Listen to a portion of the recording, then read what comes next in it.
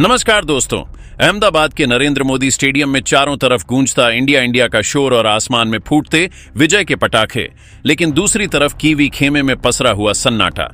दोस्तों, T20 world cup 2026 के इस महाफाइनल में भारत से मिली करारी और शर्मनाक हार के बाद न्यूजीलैंड के कप्तान मिचेल सटनर का जो बयान सामने आया है, उसने हर क्रिकेट प्रेमी को झकझोर कर रख दिया है। सटनर ने न केवल अपनी हार का शोक मनाया, बल्कि भारतीय टीम की ताकत और अपने खिलाड़ियों की गलतियों पर ऐसी बेबाक राय रखी है जिसे सुनकर आप हैरान रह जाएंगे। आज के इस विशेष वीडियो में हम आपको सेंटनर के उस पूरे दर्द भरे बयान का एक एक शब्द सुनाने वाले हैं। अहमदाबाद के भव्य और ऐतिहासिक नरेंद्र मोदी स्टेडियम में भारत के हाथों मिली उस शर्मनाक और करारी शिकस्त के बाद जब न्यूजीलैंड के कप्तान Mitchell Santner post match press conference के लिए अंतर्राष्ट्रीय मीडिया के सामने आए, तो वहां का माहौल एकदम गमगीन था। सेंटनर के चेहरे पर छाई गहरी मायूसी, थकावट और उनकी आंखों में तैरती निराशा की गहराई को वहां मौजूद हर एक पत्रकार और कैमरा बड़ी ही साफ तौर पर महसूस कर सकता था।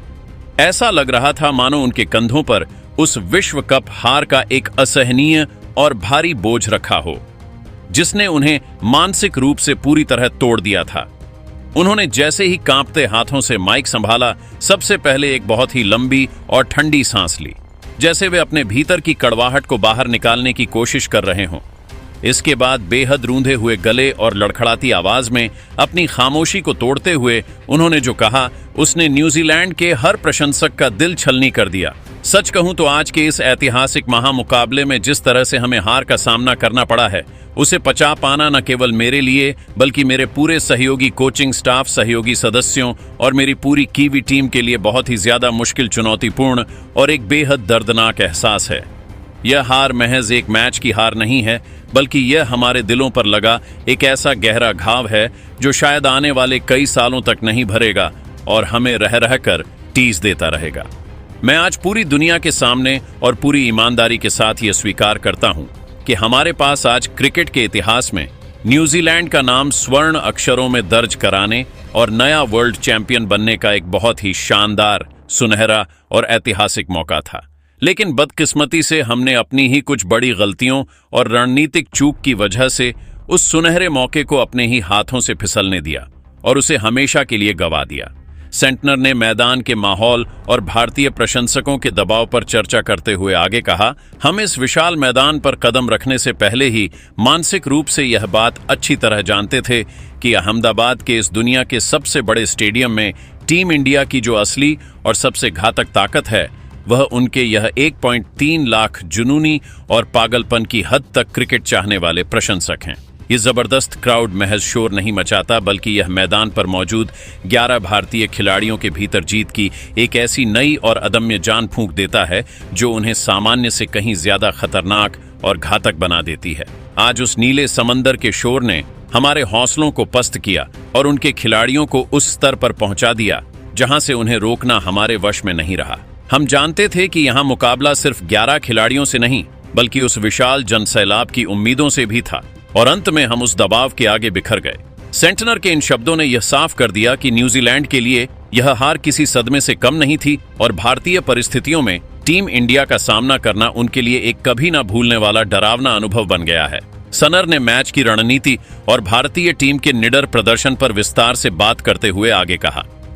मैच की शुरुआत में हमारे पास एक बहुत ही बेहतरीन रणनीतिक मौका था कि हम शुरुआती ओवरों में कुछ बड़े झटके देकर इस 1.3 लाख की शोर मचाती भीड़ को पूरी तरह से खामोश कर दें और दबाव भारत पर वापस डाल दें।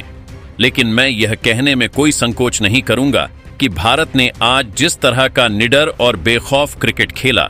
वो हमारी तमाम उम्मीदों, हमारी पूरी प्लानिंग और हमारी कल्पना से भी कई गुना ज्यादा बेहतर और आक्रामक था। उन्होंने फाइनल जैसे दबाव वाले मैच में भी जिस तरह से अपने नेचुरल गेम को बरकरार रखा, उसने हमें बैकफुट पर धकेल दिया।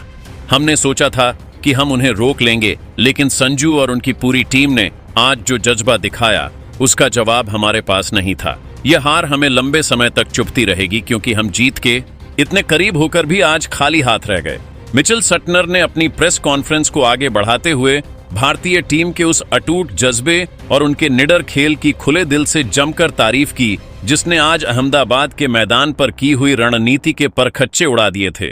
अपनी हार के मुख्य कारणों का गहराई से विश्लेषण करते हुए सेंटनर ने बड़े ही भारी मन से स्वीकार किया और कहा, मैच से पहले हमने घंटों तक भारत के खिलाफ योजनाएं बनाई थीं,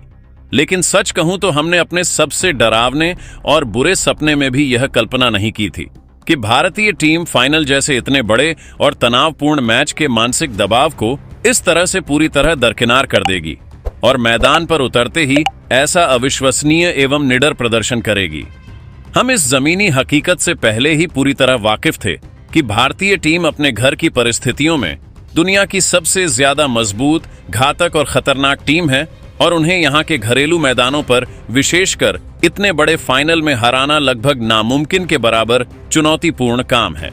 लेकिन फिर भी मुझे अपनी टीम के खिलाड़ियों की क्षमता और उनके जज्बे पर पूरा भरोसा था कि हम शायद आज कोई बड़ा उलटफेर कर पाएंगे। सटनर ने अपनी टीम की तकनीकी खामियों और विशेष रूप से गेंदबाजी की दिशाहीनता पर प्रहार करते हुए आगे विस्तार से बताया, लेकिन आज मैदान पर जो हुआ वह हमारी उम्मीदों के बिल्कुल विपरीत था और हमसे खेल के हर विभाग में कई बड़ी और अक्षम्य गलतियां हुई।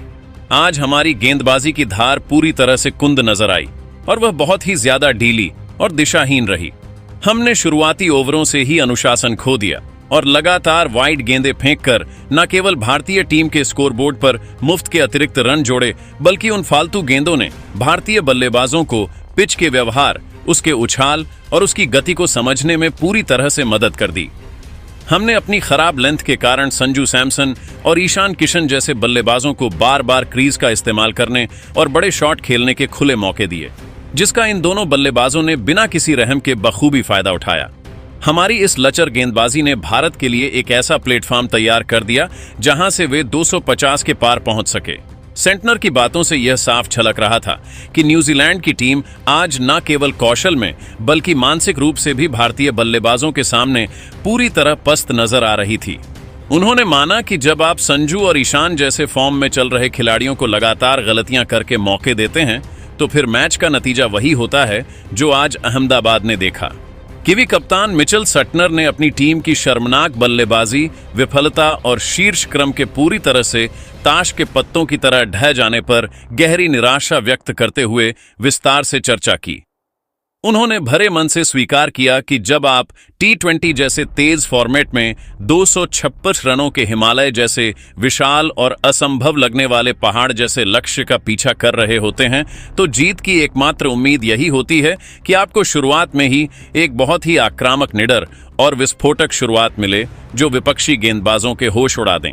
लेकिन दुर्भाग्य से न्यूजीलैंड की शुरुआत किसी डरावने सपने जैसी रही। सटनर ने कहा कि फिन एलन का जल्दी आउट होना हमारी रणनीति के लिए पहला और सबसे घातक झटका था और उसके तुरंत बाद रचित रविंद्र का परफॉर्म न कर पाना हमारी मुश्किलों को कई गुना बढ़ाने वाला साबित हुआ। फिन एलन, जिनसे हमें एक बड़ी और तूफानी पारी की उम्मीद थी, वे केवल 7 गेंदों का सामना कर सके और मात्र 9 रन बनाकर अक्षर पटेल की फिरकी का शिकार बन गए। उनके जाने के बाद सबकी नजरें रचित रविंद्र पर थीं,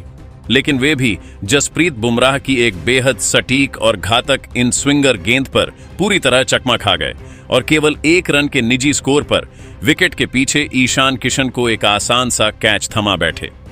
आलम यह था कि मैच के शुरुआती 5.4 ओवरों में ही हमारे 3 सबसे मुख्य और भरोसेमंद विकेट गिर चुके थे और स्कोर बोर्ड पर मात्र 39 रन टंगे थे। सटनर ने बेबसी के साथ कहा कि इतने बड़े फाइनल में, इतने बड़े लक्ष्य के सामने और भारत के खचाखच भरे मैदान पर यहां से वापसी करना किसी ईश्वरीय करिश्मे से कम नहीं था, जिसे करने में हम पूरी तरह से नाकाम रहे और मुकाबला हमारे हाथों से रेत की तरह फिसलता चला गया। मिचेल सेंटर ने अपनी बात को आगे बढ़ाते हुए अनुशासन को हार और जीत के बीच का सबसे बड़ा और बुनियादी फर्क बताया और भारतीय स्पिनर अक्षर पटेल की गेंदबाजी की जमकर सराहना की। उन्होंने कहा कि आज के इस ऐतिहासिक मैच में भारत और न्यूजीलैंड की टीम के बीच जो सबसे बड़ा अंतर नजर आया वह केवल अनुशासन का ही था। भारतीय गेंदबाजों ने अपनी लाइन और लेंथ को इतनी ज्यादा सटीकता और कठोरता से पकड़ कर रखा कि हमारे किसी भी बल्लेबाज को हाथ खोलने या खुलकर बड़े शॉट्स खेलने का कोई भी मौका ही नहीं मिला। खास तौर पर अक्षर पटेल ने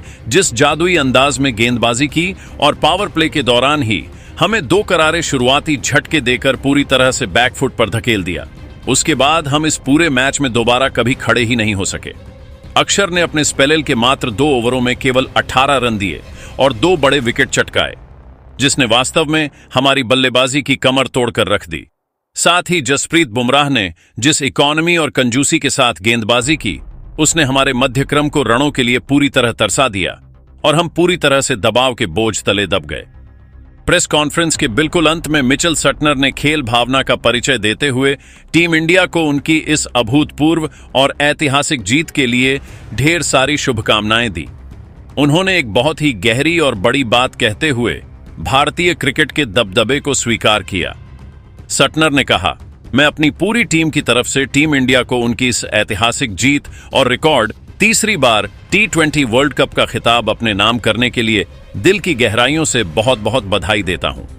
आज इस मैदान पर जिस तरह का क्रिकेट खेला गया, उससे भारतीय टीम ने पूरी दुनिया के सामने यह पत्थर की लकीर की तरह साबित कर दिया है कि भारत को भारत की ही सरजमी पर हराना लगभग असंभव और नामुमकिन है। हम अपनी आज की इन तमाम तकनीकी और मानसिक गलतियों से बहुत कुछ सीखेंगे और मैं पूरी उम्मीद करता हूं कि भविष्य में आने वाले आईसीसी टूर्नामेंट्स के बड़े नॉकआउट मुकाबलों में हमारी टीम इस तरह के भारी और असहनीय दबाव को कहीं बेहतर तरीके से हैंडल करना सीखेगी और जीत दर्ज कर वर्ल्ड चैंपियन बनने का अपना सपना पूरा करेगी। सेंटनर के इन शब्दों ने यह साफ कर दिया कि न्यूजीलैंड की टीम आज न केवल मैदान पर हारी है, बल्कि वे भारतीय टीम के अनुशासन और रणनीति के सामने पूरी तरह नतमस्तक हो गए हैं। दोस्तों, मिचेल सटनर का यह बयान साफ बयां कर रहा है कि अहमदाबाद में टीम इंडिया की आंधी में न्यूजीलैंड की टीम पूरी तरह उड़ गई है। संजू सैमसन के शतक और गेंदबाजों के अनुशासन ने आज कीवियों के गुरूर को चकनाचूर कर दिया है। तो दोस्तों, क्या आपको भी लगता है कि मिचेल सटनर की बात सही है कि भारत को भारत में हराना नामुमकिन है? क्या टीम इंडिया का यह प्रदर्शन अब तक का सबसे बेस्ट वर्ल्ड कप प्रदर्शन था? अपनी राय नीचे कमेंट बॉक्स में जरूर दें और हमारे चैनल विक्की स्पोर्ट्स अड्डा को सब्सक्राइब कर लेना दोस्तों। धन्यवाद।